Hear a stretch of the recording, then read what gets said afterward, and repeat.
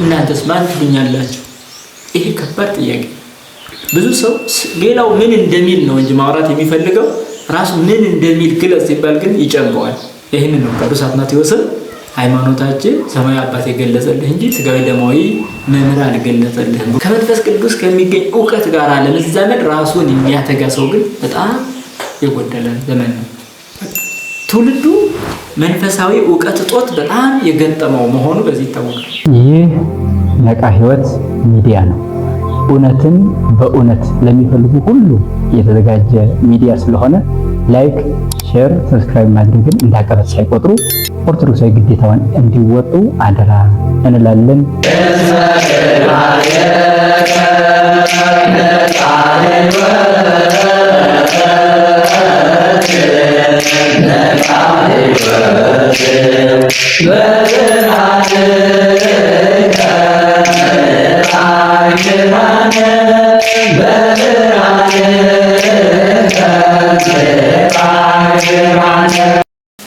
እና ህልሙን ነግሮ ተርጉሙልኝ አይደለም ያለ። ይሄን እንዲሁ አንዳንድ ብዙ የህልም የመተርጎም ጸጋ ያለው ሊኖር ይችላል ብለን እናስብ። ከዚህ የሚያስደንቀው ነገር ግን ምንድነው? ነብዩ ዳንኤል የናቡከደነጾርን ህልም ራሱ አልሰማም። ሳይሰማ ግን ይሄን ህልም አይታል። ይሄን ህልም አይታል። በጣም ገራሚ ያደርጋል። አንዱ ያየውን ህልም ሌላው እንዴት ሊያውቀው ይችላል? እንደ ሰውኛ ካየነው በፍጹም ሊያውቀው አይችልም። እንደ ሰውኛ አንዱ ያየውን ህልም እሱ ካልነገረ በስተቀር እንዲህ አይታል ብሎ መናገር አይቻልም። ነብዩ ዳንኤል ግን ይሄን አይታል አለው፣ ተረጎመ። ስለዚህ ይሄ የመጀመሪያ ህልሙን የማየት ከዛ ወዲያ ደግሞ የመተርጎም ጥበብ ከእግዚአብሔር ተሰጥቶ ማለት ነው። ይሄ መንፈሳዊ ጥበብ፣ መንፈሳዊ ዕውቀት ይባላል። መንፈሳዊ ዕውቀት ይባላል።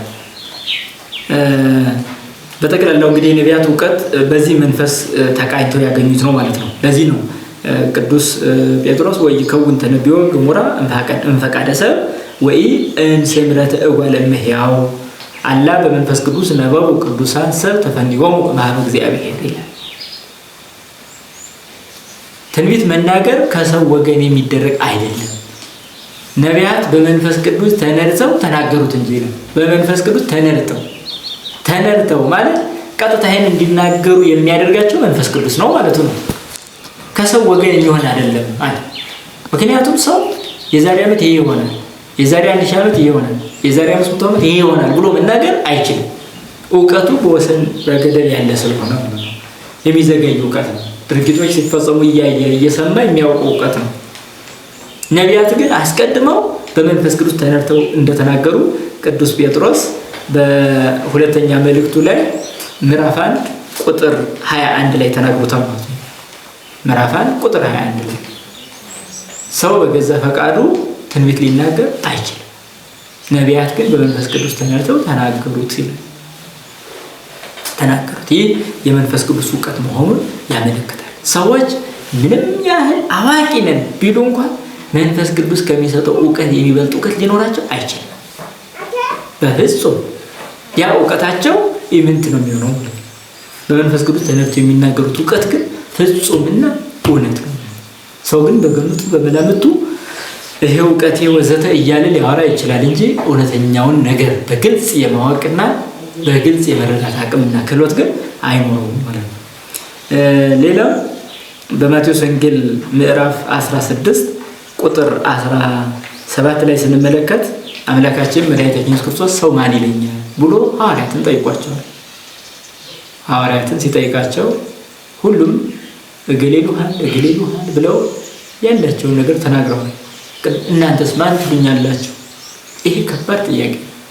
ብዙ ሰው ሌላው ምን እንደሚል ነው እንጂ ማውራት የሚፈልገው ራሱ ምን እንደሚል ግለጽ ሲባል ግን ይጨንቀዋል። ልክ ሐዋርያት ላይ የገጠማቸው ይሄ ከነቢያት አንዱ ነው ይሏል፣ ኤርሚያስ ነው ይሏል፣ እገሌ ነው ይሏል። ይሄ በጣም በፍጥነት የተመለሰ ምላሽ ነው። በኋላ ግን እናንተ ማን ትሉኛላችሁ ሲባል ግን ሁሉም ዘገየ። ምክንያቱም ማን እንደሚሉ በልባቸው ያለውን ለመግለጥ አልቻሉም፣ ዘገዩ። በዚህ ሰዓት ፈጠን ብሎ ቅዱስ ጴጥሮስ አንተ ወልደ እግዚአብሔር ሕያው አንተ የሕያው የእግዚአብሔር ልጅ ነህ። ይሄንን ሲመልስ ክርስቶስ ተቀብሎ ምን አለ? ብፁዕ አንተ ስምዖን ወልደ ዮና የዮና ልጅ ስምዖን ሆይ አንተ ንዑድ ክቡር ነህ እስመ ኢከሰተ ለከ ዘሥጋ ወደም አላ አቡየ ዘበሰማያት። ይህንን እውቀት ስጋዊ ደማዊ መምህር አልነገረህም፣ አልገለጠልህም፣ ሰማያዊ አባቴ ገለጠልህ እንጂ አለው። ስለዚህ እዚህ ጋር የምናውቀው አሁን የቅዱስ ጴጥሮስ እውቀት ምንድን ነው? ስጋዊ እውቀት ነው? የድካም እውቀት ነው? አይደለም። የድካም እውቀት ቢሆን ኑሮ ብዙ ይምታታበት ነበር። ክርስቶስም ሲመሰክር ደክመህ ስላገኘህ ነው አላለው። ከመምህራን ስለተማርክ ነው አላለው። ሰማያዊ አባቴ ነው ይነገራል። ስጋ ለብሶ በመካከላቸው እየተመላለሰ ያለውን አካል እውነተኛው የእግዚአብሔር አብ የባህሪ ልጁ እንደሆነ ማወቅ ከባድ የመንፈስ ቅዱስ እውቀት ያስፈልጋል እንጂ በሰብአዊና በድካም እውቀት የሚታወቅ አልነበረም። ስለዚህ ይሄ የሃይማኖት ሁሉ ዋና ማዕቀፍ ሆነ ማለት ነው። ይሄ ቃል ወልደ እግዚአብሔር ብለን ለምናምነው እምነት ዋና ማዕቀፍ ዋና ማዕዘን ሆኖ ተሰጠን። ይህ ከመንፈሳዊ እውቀት የተነሳ ይሆናል። ሰማያዊ አባቴ ነው የገለጠልህ ባለው መሰረት ነው። ሰማያዊ አባት የገለጠው እውቀት ነው ሃይማኖታችን የሚመራ እንጂ እንዲሁ ዝም ብሎ በምድራዊ ባለ እውቀት አንዳንድ ፈላስፎች ተነስተው የሚናገሩትን አከማችተን ሃይማኖት አለን የምንል አይደለም። ይህ ለሃይማኖትነት አያበቃም። ሃይማኖት የምትሞትለት ነው። ሃይማኖት ለዘላለም ሕይወት እንድትበቃ የምትታመንለት ስለሆነ ለምትታመንለት እምነት ደግሞ ምድራዊና ሰብአዊ አስተሳሰብ መስራች ሊሆን አይገባም። በምድራውያን ሰዎች አስተሳሰብ በሰብአዊ እውቀት ልኬት የተመሰረተ ከሆነ እውነት ለመሆኑ እርግጠኛ መሆን አይቻልም። እዚህ ጋር ግን ምስክርነት እየሰማን ያለ ነው። ሰማያዊ አባቴ ነው የገለጸልን፣ ምድራዊ ደማዊ አባት አይደለም፣ መምህር አይደለም የገለጸልን የሚለው። ስለዚህ መንፈሳዊ እውቀት ይባላል። መንፈሳዊ እውቀት ይባላል። ቤተክርስቲያን የምትመራበት መንፈሳዊ እውቀት ነው ያልኩ ለዚህ ነው። ይህንን ነው ቅዱስ አትናቴዎስም ሃይማኖታችን ሰማያዊ አባት የገለጸልህ እንጂ ስጋዊ ደማዊ መምህር አልገለጸልህም ብሎ በተናገረው ቃል ላይ የተመሰረተ ነው ብሎ የተናገረው በሃይማኖታው ላይ እና ይሄንን እናገኛለን ማለት ነው። መንፈሳዊ እውቀት ምንለው ለዛ ነው። ቅዱስ ጳውሎስም በአንደኛ ቆሮንቶስ ምዕራፍ 12 ላይ እንዲህ ይላል፣ ለአንዱ ጥበብን መናገር በመንፈስ ይሰጠዋልና ለአንዱም በዚያው መንፈስ እውቀትን መናገር ይሰጠዋል። ለአንዱ ጥበብን መናገር በመንፈስ ይሰጠዋል፣ ለአንዱም በዚያው መንፈስ እውቀትን መናገር ይሰጠዋል። አንደኛ ቆሮንቶስ 12:8 ላይ የምናገኘው ቃል ነው። ለአንዱ ጥበብን መናገር በማን ይሰጣል? በመንፈስ ቅዱስ ይሰጣል። ለአንዱም ደግሞ በዚያው መንፈስ ቅዱስ ደግሞ እውቀትን መናገር ይሰጠዋል። ይህ ሲባል አሁን ጥበብና እውቀትን ያራራቀ ይመስላል። ነገር ግን እውቀትና ጥበብ የሚባሉት ራሳቸውን ችለው በጣም መሰረታዊ የሆነ ጉዳይ አላቸው። እውቀት የሐሳቡ ክምችት ሲሆን ጥበብ ደግሞ ብልሃቱ፣ አስተዋይነቱ፣ መረዳቱ፣ መገንዘቡ ነው። ስለዚህ የመገንዘብ የመረዳት ክህሎት በመንፈስ ቅዱስ ይሰጣል። እንደገና ደግሞ በዚያው መንፈስ ደግሞ እውቀትን መናገር ደግሞ ይሰጣል ማለት ነው። ስለዚህ መንፈሳዊ እውቀት ምንለው በመንፈስ ቅዱስ የሚሰጠው ነው ማለታችን ነው። በመንፈስ ቅዱስ የሚገለጸው ማለት ነው። መንፈስ ቅዱስ የመናፍስት ሁሉ ሕይወት ነው። ለነፍሳችንም ደግሞ እውቀት የሚዘራት መንፈስ ቅዱስ ነው። ስለዚህ በዛ የሚገኝ እውቀት መንፈሳዊ ይባላል ማለት ነው።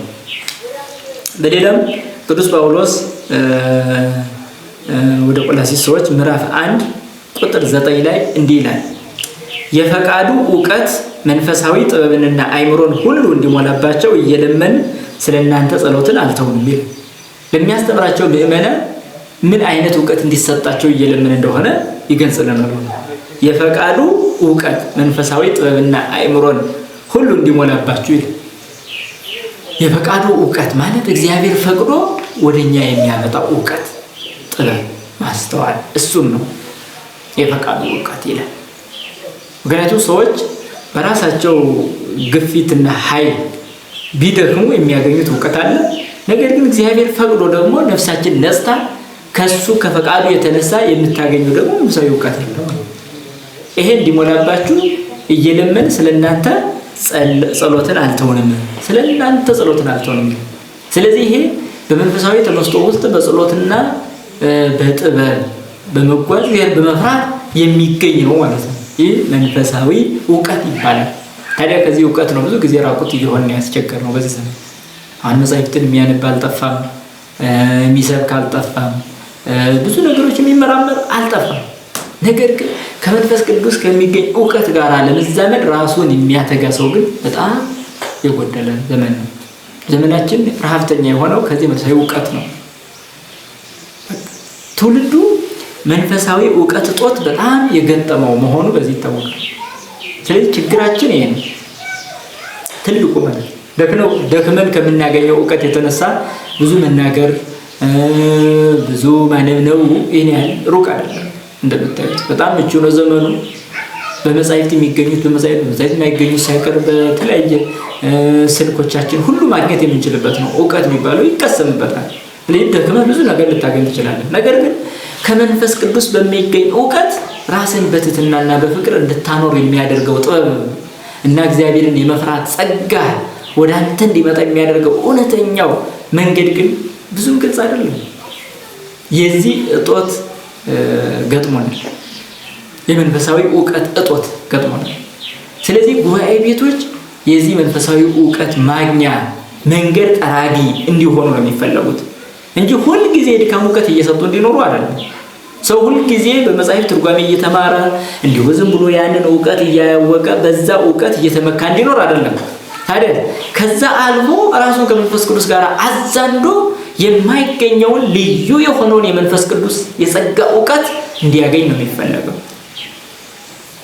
ይሄ ነው ትልቁ ነገር።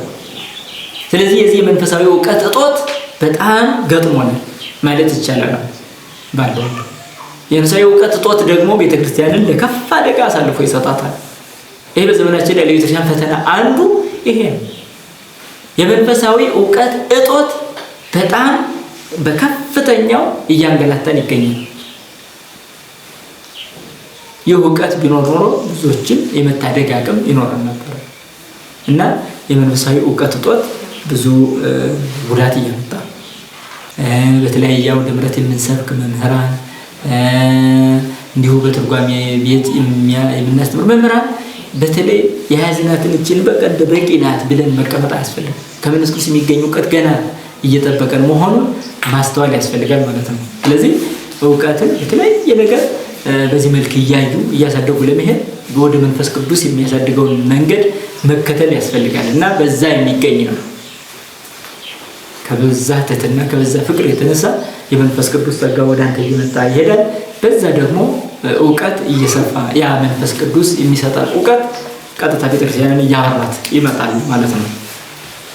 ይሄ ነው መንፈሳዊ እውቀት ሲባል በጣም በስፋትና በጥልቀት ይታይ ቢባል እንኳን እንዲሁ እሱን በማግኘት እንጂ ዝም ብሎ እንኳን ማይሆን እየሆነ ያለው ማለት ነው።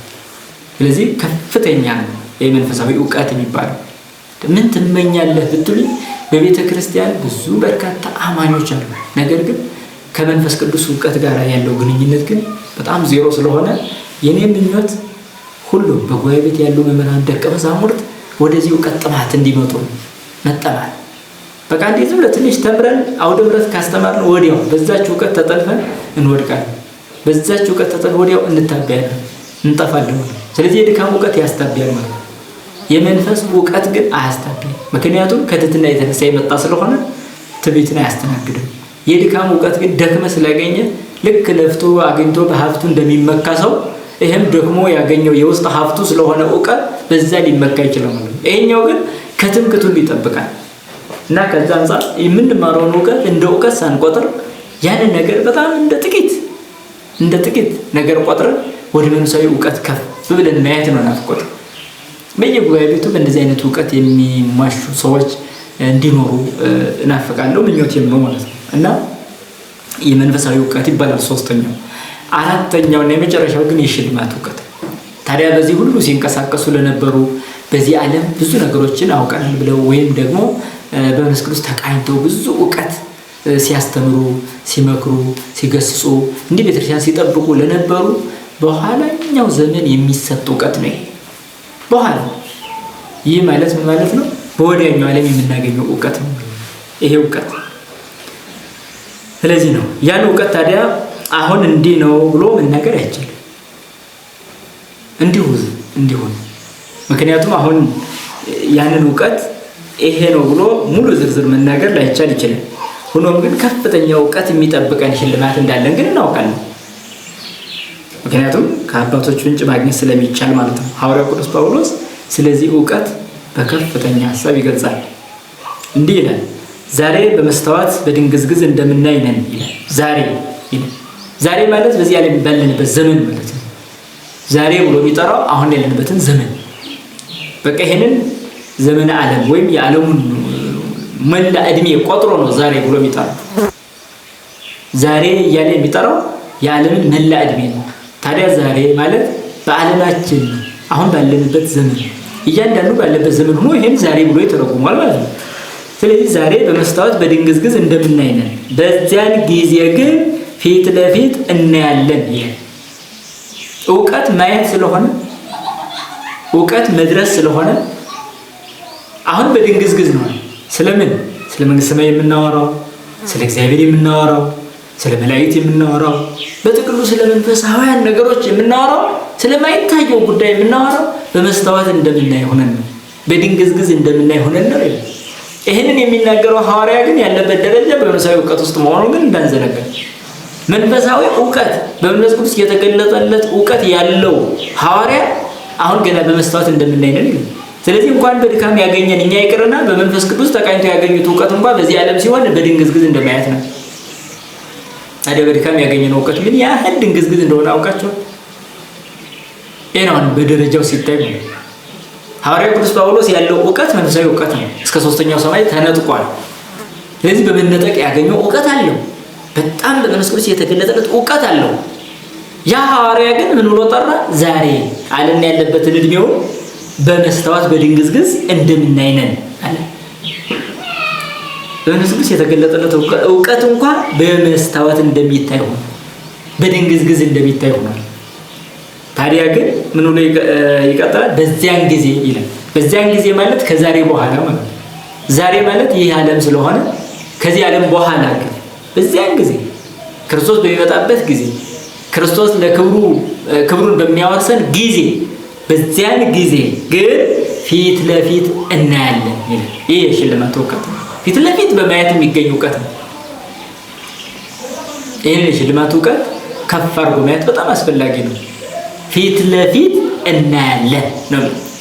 ፊት ለፊት እናያለን በጣም ገራሚ ነው። ይሄ ፊት ለፊት እናያለን እንዲህ ይልና በጣም የሚገርመው በዚያን ጊዜ ዛሬስ ይላል። ዛሬስ ከእውቀት ከፍዬ አውቃለሁ። ከእውቀት ከፍዬ መንፈስ ቅዱስም ሲሰጠኝ ከፍሎ ሰጥቶኛል ማለቱ ነው። ስለዚህ ዛሬስ ከእውቀት ከፍዬ አውቃለሁ፣ በዚያን ጊዜ ግን እኔ ደግሞ እንደታወቅ አውቃለሁ። ያ የሽልማት እውቀት ይባላል። እሱ እንደታወቀ ያህል ያውቃል። ዛሬ ከእውቀት ከፍሎ ያውቃል፣ በዚያን ጊዜ ግን እሱ እንደታወቀ ያህል ያውቃል። ይህ የሽልማት እውቀት ይባላል። በኋላ የሚሰጥ እውቀት ነው። አየህ። ስለዚህ እውቀት በሆነ ጊዜ ላይ በቃኝ የማይባል መሆኑን ይገልጻል። ለዚህ ነው የድካም እውቀትን በተመለከተ እንኳን በዜና አበው ላይ እስመ ጸግበ ትምህርት መሰረታ ለክደት የትምህርት በቃኝ ማለት የክደት መጀመሪያ ነው ብለው ከሰይጣን የተገኘ በሽታ አለበት ብለው ቢጠሩ ትምህርት በቃኝ የሚል ከሰይጣን የተገኘ በሽታ አለበት አሉት። የድካም እውቀት ነው። የመንፈስ ቅዱስ እውቀት ምን ያህል ታዲያ? ስለዚህ በመንፈስ ቅዱስ ተቃኝቶ እንኳን ዛሬ ከፍዬ ነው ማውቀዋል። በዚያን ጊዜ ግን የታወቅኩትን ያህል አውቃለሁ። ምን ማለት ነው? የታወቅኩትን ያህል አውቃለሁ ማለት ያኔ የሚቀረኝ አይኖርም ማለት ነው። ምክንያቱም እግዚአብሔርን ፊት ለፊት አየዋለሁ ነው። በዚህ ዓለም ባለ እንኳን አንድ ልቡ ንጹህ ለሆነ ሰው በዚህ ዓለም ላለ አንድ ልቡ ንጹህ ለሆነ ሰው እግዚአብሔርን ማየት ዋጋው ከሆነ በኋላ የሚሰጠው የበለጠ ዋጋው ደግሞ እግዚአብሔርን ፊት ለፊት ማየት ነው። በዮሐንስ ወንጌል ምዕራፍ 1 ላይ ለእግዚአብሔር ሳልወ ዘሪው ገሙራ ይላል። እግዚአብሔርን ያየው የለም ይላል። እግዚአብሔርን ያየው የለም ማለት በባህሪ የሚያውቀው የለም፣ የደረሰበት የለም ነው። ሊቀ ነቢያት ሙሴም ፊትህን አሳየኝ ብሎ ፊቴን አይቶ መዳን የሚቻለው የለም ብሎ ነበረ። ጀርባዬን ግን ታያለህ ብሎታል። ጀርባዬን ታያለህ ማለቱ በዚህ ዓለም ስለ እግዚአብሔር ያለን እውቀት ያመለክታል።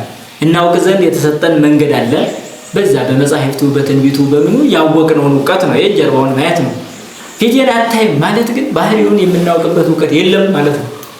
ታዲያ በኋላስ እግዚአብሔርን በባህሪው እናውቀዋለን ማለት ይሆን? እግዚአብሔር ራሱን እንዳወቀው ያህል ልናውቅ እንችላለን? አንችልም። ነገር ግን አሁን ካለን እውቀት ወይም ደግሞ በመንፈስ አሁን ከሚሰጠን እውቀት ይልቅ በኋላ ፊት ለፊት ማየት ስለሚሰጠን ያ የሽልማት እውቀት እንለዋለን። አሁን ላይ ሁሉም ጥያቄ፣ በኋላ ግን ያ ጥያቄ የሚያመጣ የአእምሮ መጋረጃ ይገፈፋል ማለት ነው። ለዚህ ነው አሁን በድንግዝግዝ እንደማየት ይሆናል፣ በኋላ ግን ፊት ለፊት ማየት ይሆናል። አሁን በመስተዋት እንደመመልከት ይሆናል፣ በኋላ ግን ፊት ለፊት መመልከት ይሆናል። ይህ የሽልማት እውቀት ይባላል።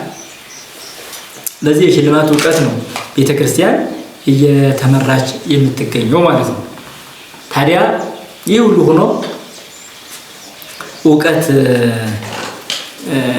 አዎንታዊ እውቀት በዚህ መልክ ይገለጻል። ታዲያ አሉታዊ እውቀት የምንለው ምንድን ነው ካል አሉታዊ እውቀት ይህ መዳን የሌለበት የውሸት እውቀት ነው። በዚህ ዓለም ላይ ዝም ብሎ ስንከራከርበት ስንፋጅበት የምንኖረው ድህነት የማይገኝበት ልብን ለማቅናት የማይሆን ዝም ብሎ ከአንዱ ጋር አንዱን ሲያጣላው የሚኖር ስሁት እውቀት ነው። ይሄ አሉታዊ ነው የሚባለው። ይሄም ደግሞ ሐዋርያው ቅዱስ ጳውሎስ ለልጁ ጢሞቴዎስ የመከረው ምክር መስማት በቂ ነው። ጢሞቴዎስ ሆይ በውሸት እውቀት ከተባለ ለዓለም ከሚመች ከከንቱ መለፍለፍና መከራከር እየራቅ የተሰጠህን አደራ ጠብቅ። የተሰጠህን አደራ ጠብቅ። አንደኛ ጢሞቴዎስ ምዕራፍ 6 ቁጥር 20 ላይ የምናገኘው ነው። የተሰጠህን አደራ ጠብቅ። ለዓለም ከሚመች በውሸት እውቀት ከተባለ ለዓለም ከሚመች ለዓለም ይመች ነው። ዓለም ዋሽተህም አጭበርብረህም ዘርፈህም ገድለህም መኖር ስለሚቻል ማለት ነው። ስለዚህ ለዓለም ከሚመች እውቀት ከተባለ ከከንቱ መለፍለፍና መከራከር እየራቅ የተሰጠህን አደራ ጠብቅ። የተሰጠን አደራ የቅዱም መንፈሳዊ እውቀት ነው። ገና የሽልማት እውቀት የሚጠብቀን መሆናችን አምነን መኖር ነው። በእግዚአብሔር በመንፈስ ቅዱስ ጸጋ መጠበቅ ነው። ይሄ አደራ መጠበቅ ይባላል። በውሸት እውቀት የተባለ ሲል ግን የዚህ ዓለም እውቀት በውሸት እውቀት ተብሎ ስለሚጠራ ነው። ለዚህ ነው የሐሰት መንገድ በሙሉ እውቀት እየተባለ ተጠርቶ ለዓለም የሚመች ሆኖ ስለሚኖር ቀጥታ በሐሰት መንገድ የሚጓዙት እውቀት ወደ አንተ አይምሮ እንዳይገባ የተሰጠህን አደራ ጠብቅ በማለት ይናገራል ማለት ነው። የተሰጠህን አደራ ጠብቅ ይሄ ነው። ታዲያ እንደዛ ከሆነ የሐሰት እውቀት ከንቱ መለፍለፍ ማለት የትኛው ነው ከተባለ የሐሰት መረጃ አጠራቅመ ከዛ በኋላ ገሌን እኮ በክርክር አሸነፉ ገሌን እኮ እንደዚህ ያለው እየተባለ ራስን እየተመካ የምትኖርበት እውቀት ነው። ይሄ የሐሰት እውቀት ይባላል። ይሄ የሐሰት እውቀት ነው የሚባለው። ታዲያ የሐሰት መረጃ ማጠራቀም ለእውቀት ተብሎ ራሱን አስታቢዮ መኖር ይሄ የሐሰት እውቀት በከንቱ መለፍለፍና መከራከር። የሐሰት መረጃ ያለው ሰው ደግሞ በከንቱ ነው ሲለፈልፍ ሲከራከር የሚኖረው። ለዚህ ነው አሁን አንዳንድ ጊዜ በይነ መረብ በዚህ በዩቲዩብ በብዙ ቻናሎች ላይ በርካታ ሰዎች በእምነታቸው ለመከራከር በሚያደርጉት ፍጥጫ ውስጥ አሁን የውሸት እውቀት በመሸከም የማይድኑበትን እውቀት ይዘው በጣም የሚጎዱ በርካታ ሰዎች አሉ። የሚያደርጉትን አያውቁም እና ይቅር በላቸው እንደተባለው ነው የቤተክርስቲያን ትምህርቷ። የሚያደርጉትን አያውቁም ተባለ። ስለዚህ የሚያደርጉትን ሁሉ አለማወቅ ግን እውቀት ብሎ መጥራት ይሄ ከንቱ እውቀት ይባላል። የሚያደርጉትን አያውቁም ነው ያለው። የምታደርገውን አታውቅም። አምናለሁ ብለህ የምታምነውን አታውቅም። ሰራለሁ ብለህ የምትሰራውን አታውቅም። እናገራለሁ ብለህ የምትናገረውን አታውቅም። በዚህ ሰዓት የሐሰት እውቀት ይባላል። የሐሰት መረጃ አጠራቅመህ ብቻ ሌላውን ለማሸነፍ ልትከራከር ትችላለህ ማለት ነው። ይሄ ደግሞ አእምሮን ምን እየጎዳ ይሄዳል ማለት ነው። ይሄ ነው። ታዲያ በውሸት እውቀት ከተባለ ለዓለም ከሚመች ከከንቱ መለፍለፍና መከራከር እየራቅ የተሰጠህን አደራ ጠብቅ ይለናል። ይሄ ሐዋርያዊ መልእክት ነው። ይሄ የቅዱስ ጳውሎስ አስተምህሮ ነው። እውቀት ከተባለ ተብሏል እኮ አሁን እስካሁን ስናይ ከነበርነው እውቀት ጋር ሲነጻጸር ግን የሐሰት መረጃ ሆኖ ይገኛል ማለት ነው። ሰዎች አይምሯቸውን ለሐሰት መረጃ ካለማመዱ እውቀት ያላቸው ነው የሚመስላቸው። ግምታዊ መላምታዊ ተራ የሆነ ነገር ይሰበስቡና እውቀት ያላቸው ይመስላቸዋል። ጋኑ አተላም ከሞላ እኮ ሞልቷል ይባላል። አይምሮም የውሸት መረጃ ከሞላ ሞልቷል ተብሎ የሚታሰቡ ቀጥታ የሐሰት መረጃ ሲሞላ አተላ ነው የሞላው ግን ሆኖ እውቀት ተብሎ ይጠራል። በዓለም ደረጃ እውቀት ይባላል ማለት ነው። ስለዚህ የፈጣሪን ጉዳይ የሚጋፋ የነፍስን የመዳን ጉዳይ የሚጋፋ ወንድምህን እንዳትወድ የሚያደርግ ፍቅርን የሚጋፋ ማንኛውም ነገር ምን ማለት ነው? በውሸት እውቀት የተባለ ከንቱ መለፍለፍና መከራከር ብቻ ይሆናል ማለት ነው። ይሄ ነው። ለምሳሌ ፍቅርን፣ ትህትናን እየተጋፋ ሁሉ አዋቂ ነኝ ሊል ይችላል አንድ ሰው። ፍቅርን እንደ ሞኝነት፣ ትህትናን እንደ እብደት እየቆጠረ ሁሉ አዋቂ ነኝ ሊል ይችላል። በዚህ ሰዓት የውሸት እውቀት ብለን እንጠራዋለን ማለት ነው። ስለዚህ የሐሰት መረጃ አጠራቅም በቃ ስለ ወንድምህ ስለሌላው በሙሉ ዝም ብለህ ስብስብ አድርገህ ያንን እውቀት ነው ብለህ ልታፋ ትችላለህ ማለት ነው። ያንን ቢዘረጉ ልትከራከርም ትችላለህ ማለት ነው። ይሄ የሐሰት እውቀት ይባላል። በውሸት እውቀት ተብሎ የሚጠራ ለዓለም ግን የሚመች ነው። ለዓለም የሚመች ነው፣ ለቤተክርስቲያን አይመቻትም። ለዓለም የሚመች እውቀት ለአንተ ግን አይመችም አማኝ እስከሆንክ ድረስ። ለዓለም የሚመች ተብሎ የተጠራው ደግሞ ሰውን የሚጠቅመው አይደለም፣ የሚጎዳው ነው። ሰውን የሚጠቅም እንድንበት ዘንድ በር የሚከፍት ማንኛውም እውቀት እኮ ሊጠቅም ይችላል። ለዚህ ነው ሐዋርያው ቅዱስ ጳውሎስ በሌላ ጽሑፉም ላይ እኮ በመንፈስ ቅዱስ የተጻፈ መጽሐፍ ሁሉ ለእውቀት ልብንም ለማቅናት ለጥበብ የእግዚአብሔር ሰው ፍጹም እንዲሆን ይጠቅማል ብሏል። ይጠቅማል። ስለዚህ በመንፈስ ቅዱስ የተጻፈ አንድ እውቀት ያለበት መጽሐፍ እኮ ለንስሐ የሚያበቃ አይምሮህን የሚገነባ ትክክለኛ ሰብዕናን እንድትለማመደው የሚያደርግ ወደ በጎ ልምምድ የሚወስድ ከሆነ እኮ ይጠቅማል። ነገር ግን ለዓለም የሚመች ነው ያለው። ዓለም ደግሞ ሁል ጊዜ የሰላም እጦት፣ ችግር፣ መከራ፣ ጭንቀት፣ ገደብ የለሽ ፍላጎት ነው ያለባት። ስለዚህ ለዚህ የሚመች እውቀት ነው። ይሄ ደግሞ በከንቱ መለፍለፍና መከራከር ብቻ ነው የሚሆነው። የከንቱ መለፍለፍና መከራከር ብቻ ይሆናል ማለት ነው። ስለዚህ ከዚህ መጠበቅ የሚለውን ነው አሉታዊ እውቀት ብለን እንወስድ። ከዚህ መጠበቅን እንድንለማመድ ነው አሉታዊ እውቀት ምንለው። ሌላኛው የሐሰት መረጃ ከማጠራቀም ባሻገር ደግሞ በስሁት ፍልስፍና መነዳት፣ ይህም እውቀት ይባላል። አሁን በዓለም በስሁት ፍልስፍና መነዳት አንዳንዶች እውቀት ተኮር ሰብዕና ላይ ራሳቸውን እንዳስቀመጡ ያስባሉ። ግን ፈጣሪ የለም፣ ሃይማኖት ምን ይጠቅማል፣ አደንዛዥ ዕፅ ነው በሚል በመስደብ እውቀታቸውን ይገነባሉ። ይሄ የስሁት ፍልስፍና መነዳት ያመጣው። በስሁት ፍልስፍና ከመነዳት በላይ ደግሞ አይምሮን የሚጎዳ ነገር የለም። በመንፈስ ቅዱስ ተነድተው ነው እውነተኛውን እውቀት መያዝ እንጂ በስሁት ፍልስፍና ተነድተህ እውነተኛ እውቀት መያዝ አይቻልም። ስለዚህ ስሁት ፍልስፍና በራሱ እውቀትን መውደድ ሊሆን ይችላል፣ ጥበብን መምረጥ ሊሆን ይችላል። ነገር ግን የትኛውን ጥበብ የትኛውን እውቀት የሚለውን ለይቶ እስካላወቀ ድረስ ሰው በዚህ በስሁት ፍልስፍና እየተነዳ በስበት ሕግ ምሳሌነት ራሱን በሌላ ዓለም ውስጥ እየዋዠቀ ፈጣሪውን አጥቶ ሕይወቱን ነፍሱን አጥቶ ነገ በሞት የሚሻለውን ዓለም ተከትሎ እንዳይጠፋ ሊጠነቀቅ ይገባዋል። ስለዚህ ነው በስሁት ፍልስፍና መነዳት። ይሄ አሉታዊ እውቀት ይባላል። ስለዚህ ፍልስፍና ሁሉ ስህተት አይደለም፣ ፍልስፍና ሁሉም እውነት አይደለም። እውቀት ሁሉ ስህተት አይደለም፣ እውቀት ሁሉም እውነት አይደለም። ሰው እውቀት ብሎ ስለጠራ ብቻ እውቀት ሆኖ እውነት ሊሆን አይችልም። ልክ ቅድም እንዳልነው በተፈጥሮ የሚሰጥ ሰብአዊ እውቀት፣ በተፈጥሮ የሚሰጥ ተፈጥሯዊ እውቀት አለ። በድካም የሚገኝ ደግሞ ሰብአዊ እውቀት አለ። በመንፈስ ቅዱስ የሚገኝ ደግሞ ነፍሳዊ እውቀት አለ። በሽልማት ገና የምንጠብቀው ደግሞ ዘላለማዊ የሆነውን አኗኗር ስንቀበል የምናገኘው ደግሞ እውቀት አለ። ከዚህ አልፎ ግን ሰው በራሱ እየተነዳ ሌላው የሚመክረውንም አልሰማ ብሎ በመጻሕፍት ሕግም አልታዘዝ ብሎ ፈጣሪ እንደሌለ እየቆጠረ ራሱን ቢያታልል ግን ምንም እውቀት አለ የሚል አይገባም። ምክንያቱም ተሸውዷልና። አይምሮ ደግሞ ይለምዳል፣ ጥፋትን ይለምዳል፣ ሐሰትን ይለምዳል፣ የሐሰት እውቀትን ይለምዳል። ከለመደ ደግሞ ፍጹም አዋቂ እንደሆነ ራሱን ይቆጥራል። አይምሮ ራሱን እንደ ትልቅ አዋቂ ከቆጠረ በኋላ እንዳለ አዋቂ አድርገህ ዝቅ አድርገህ ሌላ እውቀት እንድትቀስም አይፈቅድልህም። ለዚህ ነው አስቀድመህ መንፈሳዊ እውቀት መለማመድ፣ ወደ መንፈሳዊ እውቀት የሚያደርሰውን ጎዳና መለማመድ የሚያስፈልገው ማለት ነው። ይሄ ነው። ሌላው ከስሁት ፍልስፍና ባሻገር ደግሞ በሰይጣን ምሬት መኖር፣ ይሄ ደግሞ የጥንቁልና እውቀት ነው። ሰዎች በተለየ የጥንቁልና መስመር ደግሞ እውቀት አለኝ ብለው ራሳቸውን ጥበብ አለኝ ብለው ይጠራሉ። ይሄ የጥንቁልና እውቀት በሰይጣናዊ መር የሚደረግ ነው። ታዲያ ይሄንን እውቀት ይሉታል። ይሄም ለዓለም የሚመች እውቀት ወይም የውሸት እውቀት ይባላል።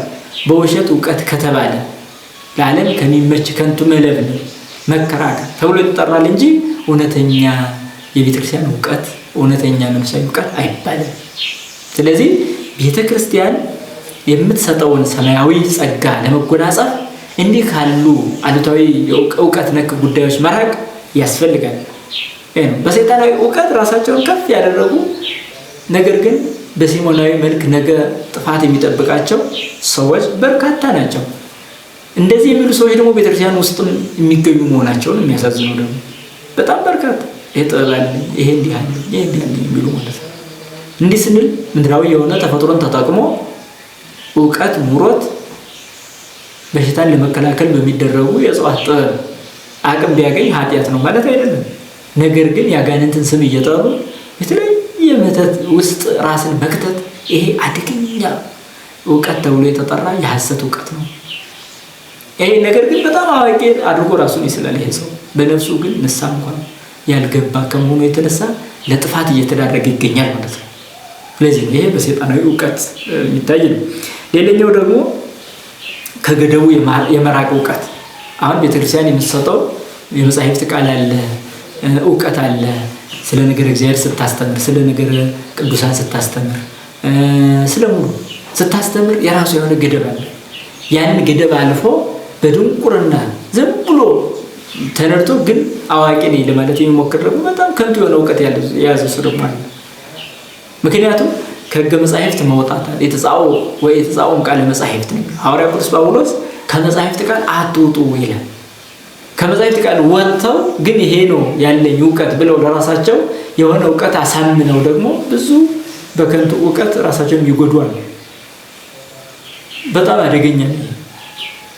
መጻሕፍት ሲመልሱን መመለስ፣ መምህራን ሲመልሱን መመለስ ያስፈልጋል። አንዳንድ ጊዜ በምስጢረ ሥላሴ በነገር እግዚአብሔር በቃ እኛ የደረስንበት ነው እግዚአብሔር መሆን ያለበት ብሎ በማሰብ በትዕቢት እውቀት መጎዳት አለ። ይሄ አሉታዊ እውቀት ይባላል። ከወሰኑ ከገደቡ ማለት በኦሪቱ ለመስዋዕት የቀረበውን ሥጋ የቻላችሁትን በልታችሁ ያልተቻለውን ደግሞ ለእሳት ስጡ ተብሎ የተጻፈ። ይህ ማለት እኮ የምትችሉትን እውቀት ያዙ፣ ያልቻላችሁትን እውቀት ለእግዚአብሔር ተው ነው። በሃይማኖት አበው በርካታ ሊቃውንት ሲያስተምሩ ዘንተን ሀድግ ለእግዚአብሔር ይላል። ይህንን ለእግዚአብሔር እንተዋለን ይላል።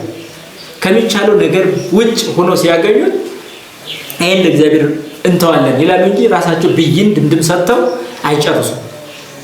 ይሄ በቅዱሳት መጻሕፍት ያለውን ልምድ መውሰድ እንጂ የራሳችን የሆነ አይ ከዚህ በላይ ያለውን እኔ ካላወቅኩት እንዴት እውቀት ይሆናል በሚል ድርቅ ማለት አያስፈልግም። ይሄ የአእምሮ ድርቅና ነው። አእምሮ ከደረቀ ደግሞ ምንም አይነት መንፈሳዊ ልምላሜ አይታይበትም። ከዛ አንጻር በከንቱ እውቀት በውሸት እውቀት መጎዳት ይመጣል ማለት ነው። ስለዚህ ለምሳሌ ፍርድ ነክ የሆኑ ነገሮች ላይ እግዚአብሔር ለምን እንደዚህ ያደረገው ብሎ አሁን ዝም ብሎ ድርቅ የሚላል አዋቂ መስሎት ማለት ነው። ለምን እግዚአብሔር እንዲህ ያደረገው? ለምን እንደዚህ ይፈርዳል? ለምን እንደዚህ ይሰራል? ከእግዚአብሔር በላይ እሱ አዋቂ ለመሆን የሚሞክር ሰው አለ። ይሄን ደግሞ እውቀት ብሎ የሚጠራው ማለት ነው። ከእግዚአብሔር በላይ እሱ አዋቂ ለመሆን ይሞክራል። በዚህ ደግሞ ይጎዳል። ለዚህ ራሱ ግን እንደ አዋቂ ይቆጥራል። ተመልከቱ። ስለዚህ በዚህ ብይን ውስጥ መግባት አደገኛ ነው። ስለ እግዚአብሔርም የት መጣነት ሊመራመር የሚታገል እሱ በራሱ ሞኝ ነው። ስለዚህ የሞኝነት እውቀት ይባላል። ይብል አብድ በልቡ አልቦ እግዚአብሔር። ቀስ በቀስ ምን ሊል ይችላል? ሰነፍ እግዚአብሔር የለም ይላል ተብሎ ተጻፈ። የለም ወደ ማለት ሁሉ ሊሄድ ይችላል ማለት ይሄ ቅድም ወዳለው ወደ ስሁት ፍልስፍና መሄድ ነው እና በዚህ ሁሉ ራስን እንዳትጎዳ መጠበቅ ያስፈልጋል ማለት ነው። አሉታዊ ፍልስፍና ታዲያ ይህን ሁሉ የሚጠብቅ የእውቀትን ጣዕም ሲያውቅ ሰው ቀጥታ መለየት ይችላል ማለት ነው። አለበለዚያ ግን የትኛው እንደሚጠቅም ምን እንደሚሆን ሳያውቅ ራሱን ይጎዳል ማለት ነው። ታዲያ እንደዛ ከሆነ እንደዚህ የሚጎዳ እውቀትም እንዳለ ካሰብ በጣም በዚህ ዘመን የምንጎዳበት እውቀት በተለይ በቀጣይም ያለውን የመንፈስ ቅዱስ እውቀት ከመመኘት ይልቅ እንዲሁ በተራ ፍልስፍናዎች ራስን አሳድገ በየንትኑ ተናጋሪና በየእንትኑ ስትከራከር መታየትን እንደ ጀብድ መቁጠር ተለምዷል። በጣም ወጣቱ እየተሰለበበት ያለው ይሄ ነው። ከዚህ ሁሉ ለመጠበቅ እውነተኛውን እውቀት መያዝ ገንዘብ ማድረግ ያስፈልጋል ማለት ነው። እውነተኛውን እውቀት ገንዘብ ያላደረገ ሰው ደግሞ በዚህ ራሱን እየጎዳ ነው የሚሄደው ማለት ነው።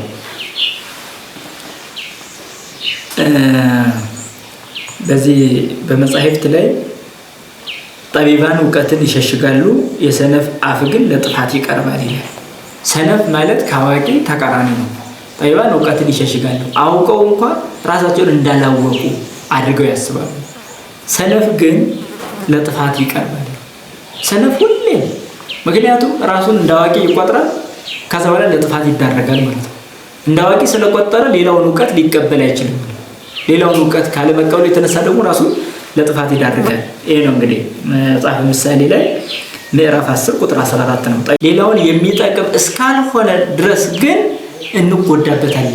እንጎዳበታለን እንጂ አንጠቀመውም ማለት ነው። እና በጣም ብዙ ነገር ነው ያለው ማለት ነው።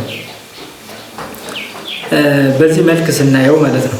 ታዲያ እንደዛ ከሆነ እውቀት አዎንታዊም አለ አሉታዊም አለ ካል አዎንታዊ እውቀት ስናይ እንደመጣ ነው እንዲሁ ለምን ይጠቅማል? እውቀት ለምን ይጠቅማል? እውቀት የመጀመሪያው እውቀት ደስታን ይሰጣል። ለምሳሌ አንድ ሰው ባለማወቁ ምክንያት ትካዜ ውስጥ ይገባል። የሆነ ነገር አላወቅኩም ማለት ትካዜ ውስጥ እገባለሁ። ሳውቅ ግን ደስታ ላገኝ ይችላል። ለምሳሌ ይሄንን በመጽሐፍ ቅዱስ ብናይ እንዲህ ይላል ጥበብ ወደ ልብህ ትገባለች፣ እውቀትም ነፍስህን ደስ ታሰኛለች ይላል መጽሐፍ ምሳሌ ምዕራፍ 2 ቁጥር 10 ላይ። ጥበብ ወደ ልብህ ትገባለች፣ እውቀትም ነፍስህን ደስ ታሰኛለች ይላል። ይህ ማለት ምን ማለት ነው? ጥበብ ወደ ልብህ ትገባለች ማለት ጥበብ ለልቡና ብልሃትን ማስተዋልን ትሰጣለች ነው። እንዲህ ከሆነ ደግሞ እውቀት ለነፍስ ደስታ የመሆን አቅሟ ሰፊ ይሆናል ማለት ነው። እውቀት ብቻውን ዋጋ አይኖርም። ጥበብ ደግሞ እንደሚያስፈልግ ነው የሚነግረን። ስለዚህ እውቀት ደስታ ሊሆን የሚችለው ጥበብ ወደ ልባችን ሲገባ ነው፣ ማስተዋል ሲኖር ነው ማለቱ ነው። ሌላው እውቀት ሞገስን ይሰጣል። አሁንም በመጽሐፍ ምሳሌ 13:15 ላይ መልካም እውቀት ሞገስን ይሰጣል ይላል። የወስላቶች መንገድ ግን ሸካራ ናት። መልካም እውቀት ሞገስን ይሰጣል። መልካም እውቀት ያላቸው ሰዎች ሞገስ አላቸው፣ ባለሟልነት መወደድ አላቸው። መልካም እውቀት የሌላቸው ሰዎች ግን ያው የወስላቶች መንገድ ሸካራ ናት እንዳለው ቀጥታ ንግግራቸው ሸካራ ነው፣ አኗኗራቸው ሸካራ ነው፣ ትምህርታቸው ሸካራ ይሆናል ማለት ነው። ያ እንዳይሆን መልካም እውቀትን ገንዘብ ማድረግ ያስፈልጋል ማለት ነው። ሌላው እውቀት የህይወት ምንጭ ይሆናል። አሁንም ጥበበኛው ሰሎሞን በመጽሐፍ ምሳሌ 16:22 ላይ እንዲህ ይላል፣ ገንዘብ ላደረገው ሰው እውቀት የህይወት ምንጭ ነው፣ ስንፍና ግን የሰነፎች ቅጣት ነው ይላል።